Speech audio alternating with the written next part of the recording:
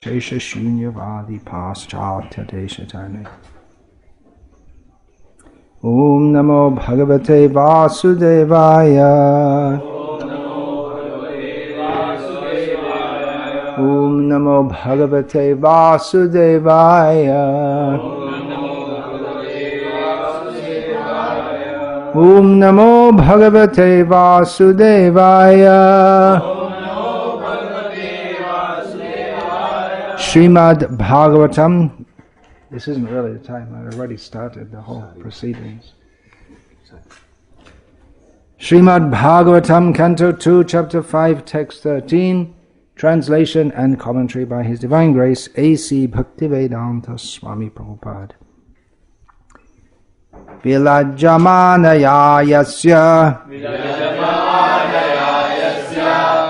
Sthatum ikshapate muya Vimohita vikante Mamaham iti durdhyaha Vilajamanaya yasya Sthatum ikshapate muya Vimohita vikatante Mamaham iti durdhyaha. Translation: the illusory energy of the Lord cannot take precedence, being ashamed of her position, but those who are bewildered by her always talk nonsense, being absorbed in thoughts of "it is I" and "it is mine." Purport: the invincibly powerful deluding energy of the personality of God, or the third energy representing nescience, can bewilder the entire world of animation, but still she is not strong enough to be able to stand in front of the Supreme Lord. Nescience is behind the personality of Godhead, where she is powerful enough to mislead the living beings, and the primary symptom of bewildered persons is that they talk nonsense. Nonsensical talks are not supported by the principles of Vedic literature, and first great nonsense talk is "it is I, it is mine." A godless civilization is exclusively conducted by such false ideas, and such persons without any factual realization of God accept a false God or falsely declare themselves to be God to mislead persons who are already bewildered by the deluding energy. Those who are before the Lord, however, and who surrender unto Him cannot be influenced by the deluding energy. Therefore they are free from the misconception of "it is I, it is mine," and therefore they do not accept a false God or pose themselves as equal to the Supreme Lord. Identification of the bewildered person is distinctly given in this verse. Vilajjamanaya yasya sthatum ikshapate muya vimohita vikatante mamaham iti durdhyaha. The illusory energy of the Lord cannot take precedence, being ashamed of her position, but those who are bewildered by her always talk nonsense, being absorbed in thoughts of "it is I and it is mine."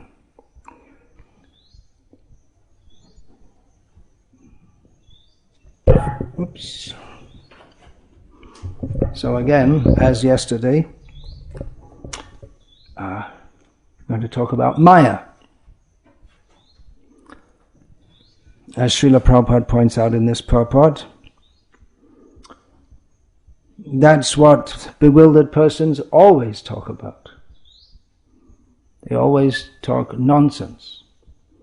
We're not exactly going to talk nonsense, but we're going to talk about nonsense.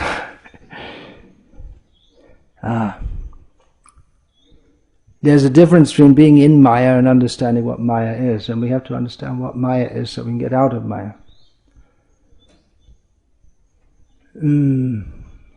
Specifically speaking on this subject, because this is the season of Durga puja, from which we understand that follows of the Vedic culture, they have a better understanding of what is Maya than do people of other cultures.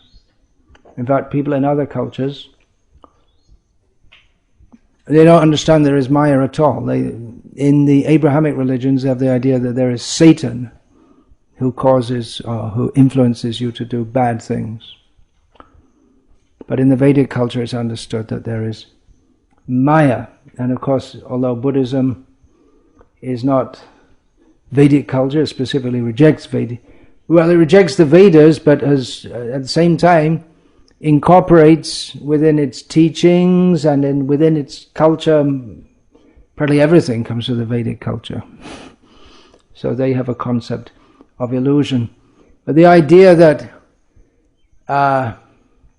she is a person, everything's personal,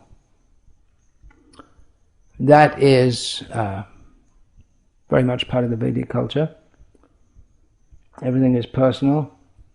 That's there in cultures throughout the world, non-Abrahamic. The idea that the wind, the trees, the mountains, the rivers, they're all persons connected with it. So that idea is there, but they don't have specific knowledge, as in the Vedic knowledge, of who are these personalities. They may ascribe various roles to various personalities, and therefore we have the Greek gods, the Norse gods, the Egyptian gods in different parts of the world. In the Vedic culture, it's understood that she is Maya, Durga. And there are within the Vedic culture, various ways of approaching her and understanding her. The Vaishnavas understand that she is Vaishnavi, one of her names. Narayani is another of her names. Everyone accepts, within Vedic culture, everyone accepts that she is, here, don't put the beads on the floor. Everyone accepts that she is the wife of Lord Shiva. Some people take Lord Shiva to be supreme, Vaishnavas don't. Some take Durga herself to be supreme. So there are various approaches, and although this Durga puja is celebrated most lavishly in Bengal and other parts of northeast India, I'm talking about geographically northeast, not that bit which is generally not the northeast states, that means Assam and other states up there, but Bengal is also in the northeast. So. But actually this cult of Durga worship is spread throughout India. There are in Tamil Nadu the Mariamman and everywhere actually throughout all of North India. Srila Prabhupada, in the episode of Krishna's kidnapping Rukmini, Srila Prabhupada describes in the Krishna book, where Rukmini goes to visit the family deity, a form of Durga, and she advises Krishna to kidnap her at that point.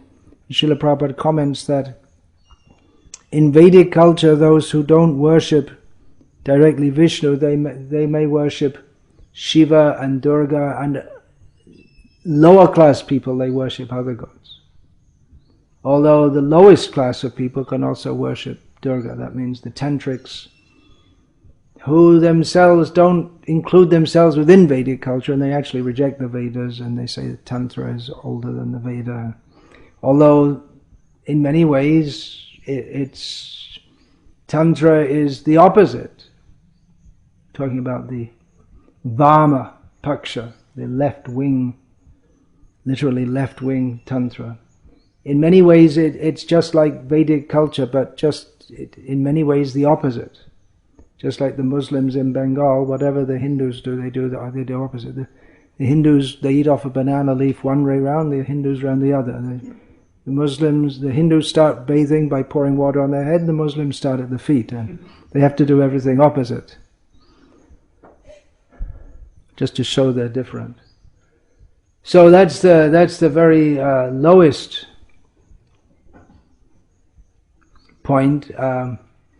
But actually this mother worship we find all over the world. Christianity, especially Catholicism, people are more into Mary than into Jesus. Mary is, they've adopted, although there's practically no mention of her in the Bible, or very little importance given to her, apart from the fact that she's portrayed as a virgin mother. But in fact, when she came to visit Jesus once, it's recalled that he refused to see her. Said that there's not me. Her and other brothers, and Jesus said, that's not my family. These, my disciples, are my family. So, but they've made the worship of Mary into practically a bigger thing than Jesus. The Catholics especially. So they've just adopted the mother goddess principle. In fact, there was a survey done of Catholics, and they were asked, when you're in trouble, who do you pray to? And Jesus was about number 7 on the list, because they have all these demigods, which are saints, demigods. And Hindus, even without really thinking about it, they just accept that. Just like in Tamil Nadu, there's Our Lady of Velankani. Is that right? Yeah. And there were some Portuguese sailors off the coast of what is now called Tamil Nadu, and they in a storm. They thought they were going to capsize. They had a vision of the Virgin Mary, and then they built a church for her there. And of course, many Christians visit there, but probably more Hindus visit there than Christians, because they just see her as the mother goddess, another form of the mother goddess. Also in ISKCON, there's there's a whole genre of, a whole class of paintings in Europe of over hundreds of years. One major theme was the Madonna and Child, and there are many famous paintings. Madonna means Mary. And we also have the ISKCON version of, that's the ISKCON version of Yashoda looking like a thin European woman, although in Indian culture the idea of a beautiful woman is a little more fatty than that. That's more. In Europe they have the idea they should be thin, at least in present day Europe. They went through different phases. So she's definitely a factor. She's definitely Durga manifests herself in various forms and various cultures, and is very widely spread in India. And Durga is that's the beautiful form of Durga, and there are also various not so nice forms. I said Saptamatrikas, and various sub Devis. They're also understood to be manifestations of her. The whole female principle within this material world is a manifestation of Durga, and her job is to keep everyone in Maya. So, as Srila Prabhupada relates in one purport in this second canto, that woman is a great stumbling block on the path of spiritual realization. Although the original female principle is Radha, and her service, her whole being is to serve Krishna. So that's the real, pure, spiritual female principle. And when that becomes perverted, then it becomes the illusion that let me enjoy separately from Krishna. She bewilders everyone in this regard. So we should talk about Maya. It's important for us. if we're going to understand the absolute truth, we have to understand him and his energies, as is the subject matter of Srimad Bhagavatam. That we understand, or it's related within Srimad Bhagavatam, that Vyasadeva was instructed by Narad to depict clearly the Supreme Personality of Godhead. So Vyasadeva, to do that, he meditated on the absolute truth. And in his meditation, well, it's stated here, Bhakti yogena manasi samyak pranihite male apashyat purushang purnam mayang chatad apashrayam. Vyasadeva fixed his mind, perfectly engaging it by linking it in devotional service, bhakti yoga, without any tinge of materialism. And thus he saw the absolute personality of Godhead along with his external energy, which was under full control. So it's very important to understand Krishna and his energies. If we talk about God but we don't understand his energies, then we immediately get in under the material energy. We get in so many problems. Otherwise, just like the Mayavadis, they think that there's only Brahman and nothing else. So they don't recognize that there's Shakti Parinamavada, that this material world is a transformation of Krishna's energies, because they think there's only one thing, and therefore they don't differentiate between the spiritual and the material, because for them there is no differentiation. And so they end up thinking that philosophically their position is that this material world doesn't exist at all, or that it is Brahman. It's non-different from the spiritual. So they philosophically they can't distinguish between the spiritual and the material, except to say this material world is false, but they can't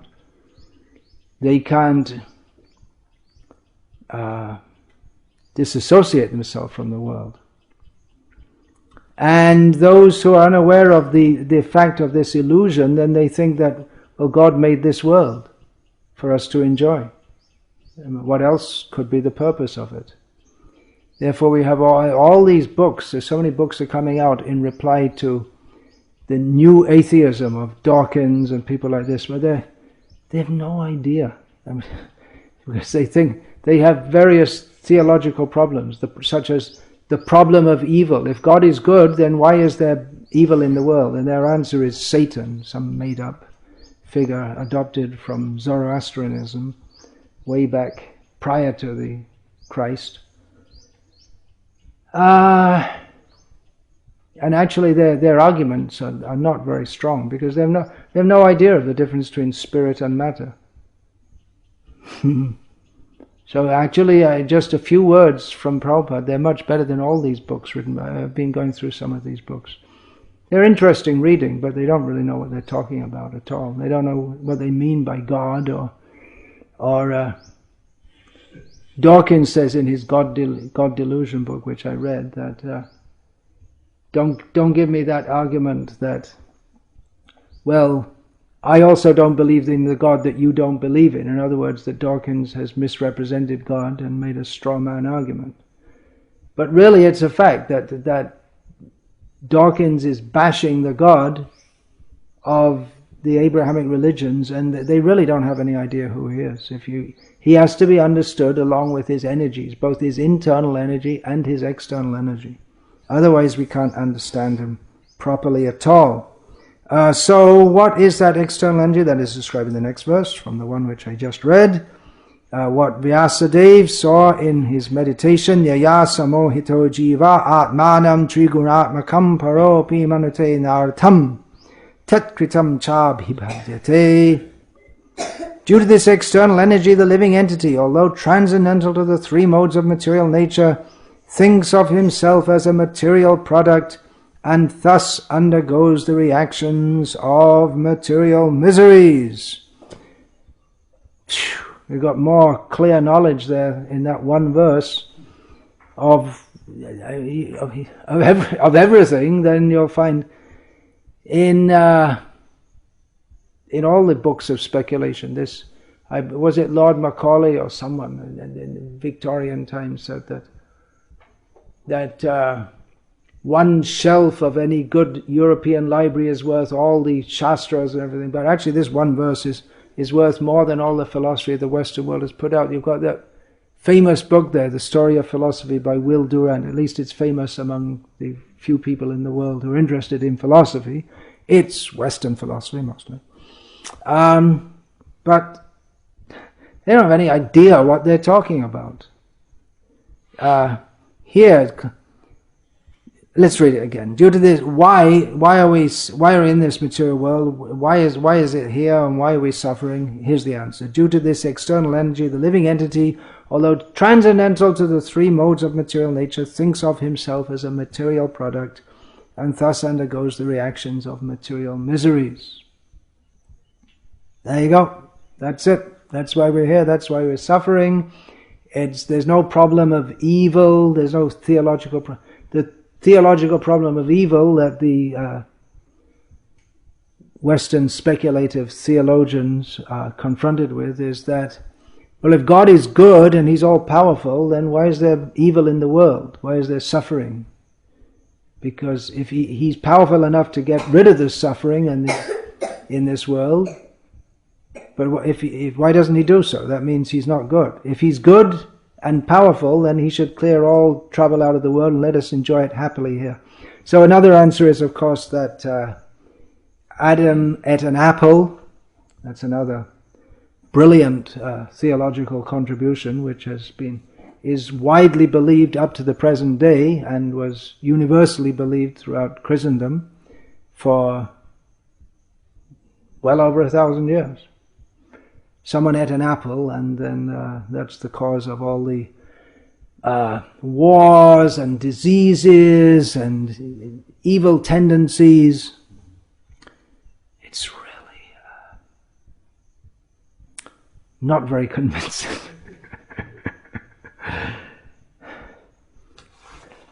So,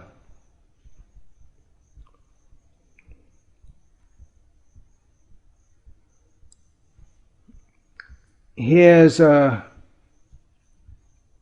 quotation from Dharma, the Way of Transcendence, which is redacted and edited from one of Srila Prabhupada's lectures.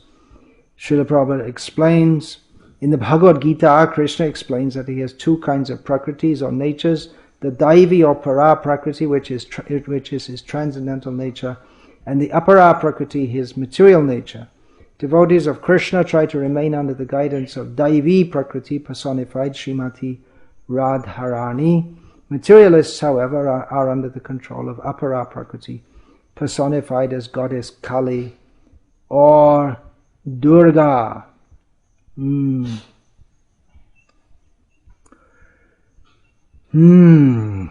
So, Bhagavad Gita explains briefly, or mentions briefly. Practically, much of Bhagavad Gita is directly or indirectly distinguishing between the material and the spiritual. And more detail is given here in Srimad Bhagavatam. And then the Acharyas clarify that even further. In Gita, Krishna says, Nahang prakasha sarvasya yoga maya samavrita mudho yang nabhijanati loko mamajamavya. I am bewildered by my yoga maya potency. I am not I am not visible to everyone, Krishna says, because people are bewildered by my yoga maya potency. Then those who are fools, they don't properly know me, despite my position as the Supreme Personality of Godhead. Historically, if we want to use that term quite cautiously, Yogamaya and Mahamaya appear along with Krishna. When Krishna is born, as the son of Devaki, or Devaki Janmavada. He's said to be born from Devaki, although others would say he was born from Yashoda, who's also called Devaki. But Yogamaya and Mahamaya both appear at the same time.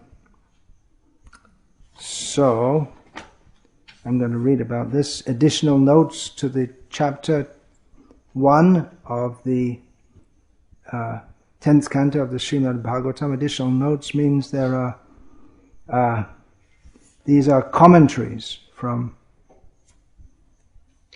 it's taken from the commentaries of the Acharyas, but where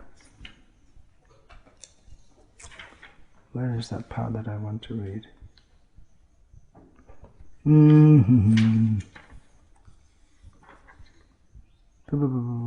I didn't save the spot properly.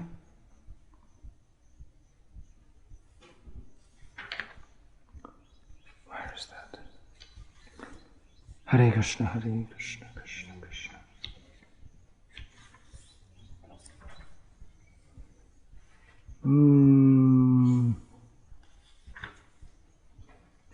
Here it is. Should be, yeah, it's in the middle of this sentence.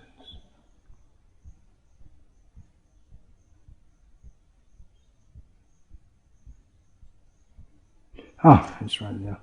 Okay. To give service to the Lord, Yogamaya appeared with Mahamaya. Mahamaya was the baby, was taken to Mathura by Vasudeva, and Kamsa tried to kill her, and she appeared as a goddess and chastised him.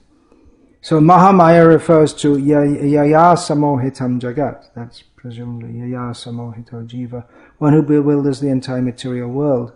From this statement it is understood that Yogamaya in her partial expansion becomes Mahamaya and bewilders the conditioned souls. Generally the term Yogamaya refers to Krishna's internal spiritual potency, and Mahamaya refers to his external material potency, although the terms are to some extent interchangeable. Hare Krishna.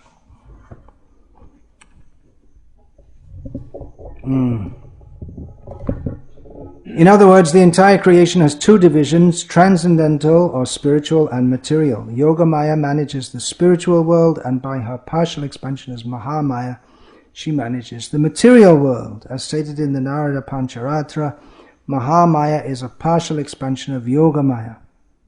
The Narada Pancharatra clearly states that the Supreme Personality has one potency, which is sometimes described as Durga. The Brahma Samhita says, Chayeva yasya bhuvanani bibharati Durga. Durga is not different from Yogamaya.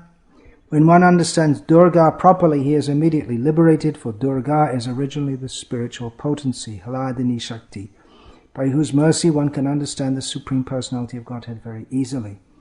Radha Krishna Pranaya Vikriti Haladini Shakti Rasmat. Oh.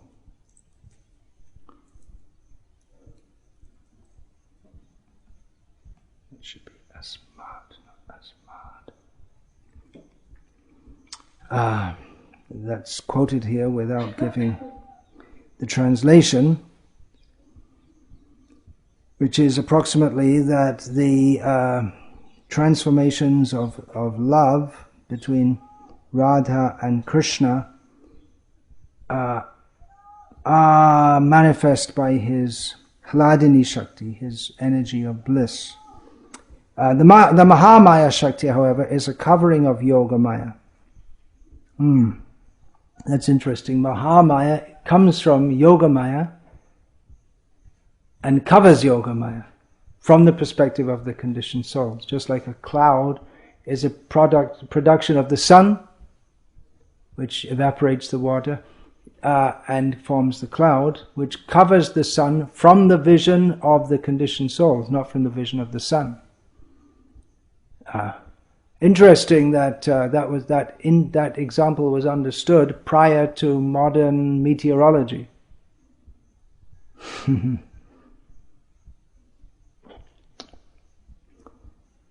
The Mahamaya, by this covering potency, the entire material world is bewildered. Yaya samohitam jagat. In conclusion, bewildering the conditioned souls and liberating the devotees are both functions belonging to Yogamaya. Transferring the pregnancy of Devaki and keeping Mother Yashoda in deep sleep were both done by Yogamaya. Mahamaya cannot act upon such devotees, for they are always liberated. But although it is not possible for Mahamaya to control liberated souls or the Supreme Personality of Godhead, she did bewilder Kamsa. The action of Yogamaya in presenting herself before Kamsa was the action of Mahamaya, not Yogamaya.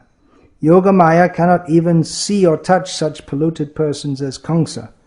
In Chandi, in the Markandeya Purana, 11th chapter, Mahamaya says, "During the 28th Yuga, in the period of Vaivasvata Manu, I shall take birth as the daughter of Yashoda and be known as Vindhyachalavasini." The distinction between the two Mayas, Yogamaya and Mahamaya, is described as follows. Krishna's Rasa Leela with the gopis and the gopis' bewilderment in respect to their husbands, fathers-in-law and other such relatives were arrangements of Yogamaya in which Mahamaya had no influence. The Bhagavatam gives sufficient evidence of this when it clearly says, Yogamayam upashritaha. On the other hand, there were asuras, headed by Shalva, and kshatriyas like Duryodhana, who were bereft of devotional service in spite of seeing Krishna's carrier Garuda and the universal form, and who could not understand Krishna to be the Supreme Personality of Godhead. This was also bewilderment, but this bewilderment was due to Mahamaya.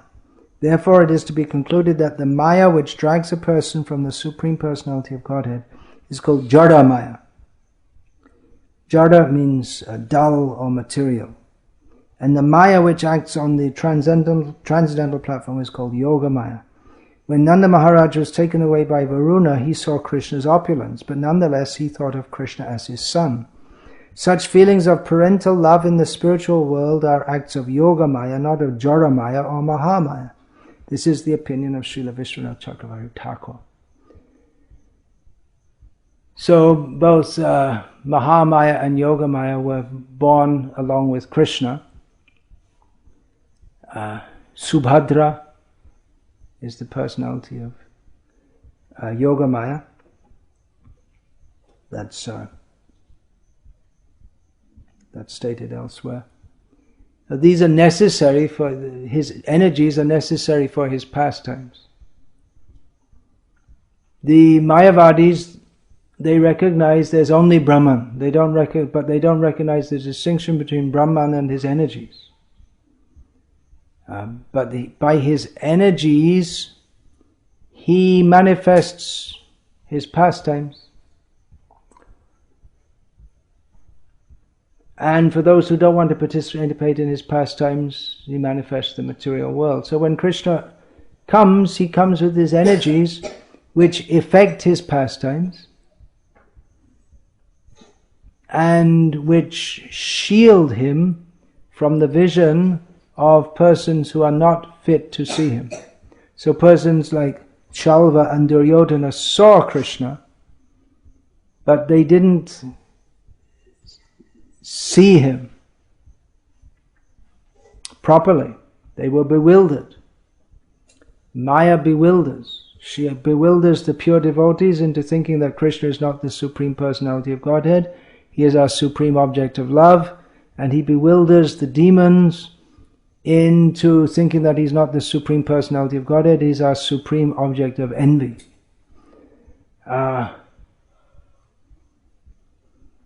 Otherwise, the normal what should be normal is simply to see Krishna as the Supreme Lord.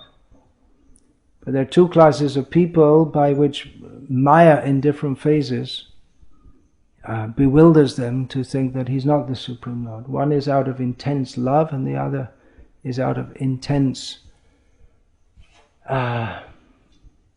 enmity. I'm going to stop there and I'll plan to continue tomorrow.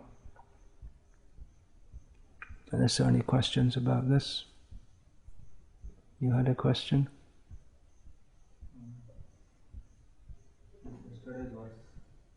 Mm. Can we understand that in terms of nimitta? Here, don't put this pen on your mouth. Keep it away from your mouth. You should go wash that pen now. Wash the pen and your hand. Can we understand that in terms of nimitta and upadana, Krishna's will? Well, in one sense, yes, you could do. The whole point is that Sarva Karana Karanam, Krishna is the cause of all causes. So when it said Shrishti Sthiti Pralaya Sadhana Shakti, that Durga, she is the cause in terms, well, she becomes the ingredients of the material world. She also affects it. When we're talking about in what in Western philosophy is called efficient and instrumental cause.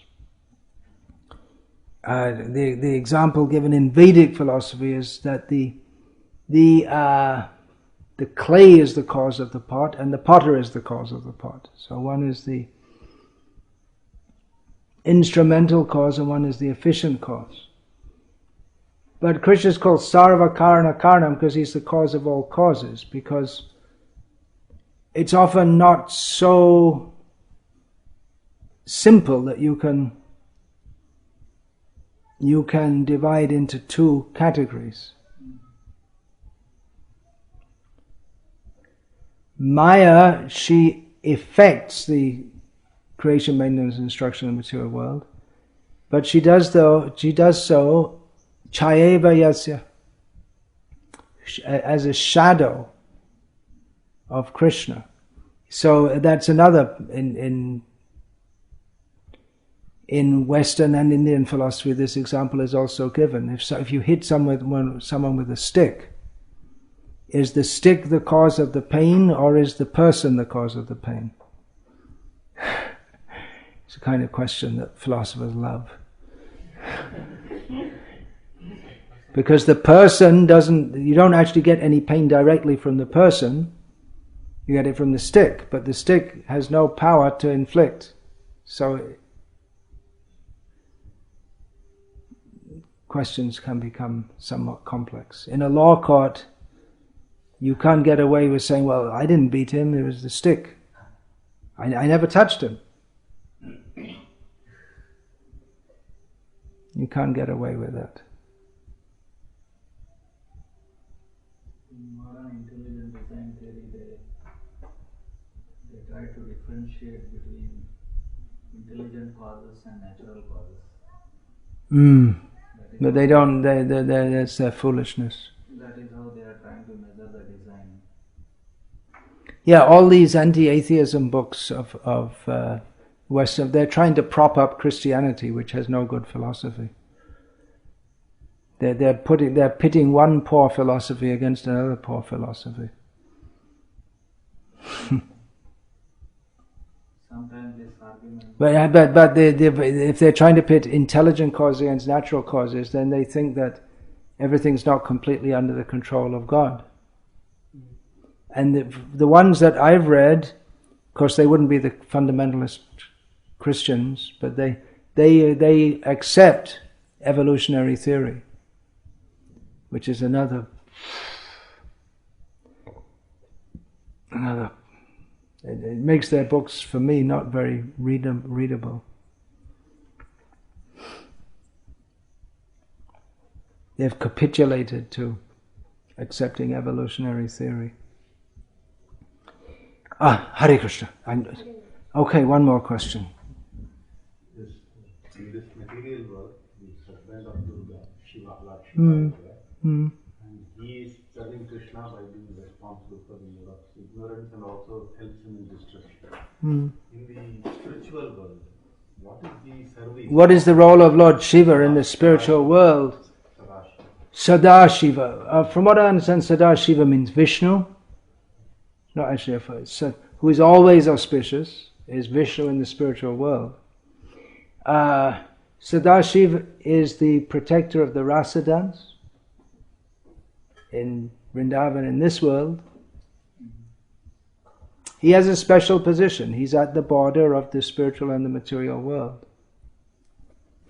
It can't be said that he's within the material world. It also can't be said that he's outside the material world. So he has his own special position. He is eternal.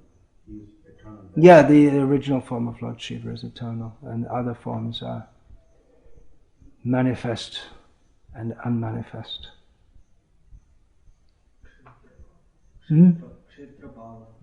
Kshetrapal is there, Lord Shiva, and also in Vrindavan. He protects the whole of Vrindavan Dham.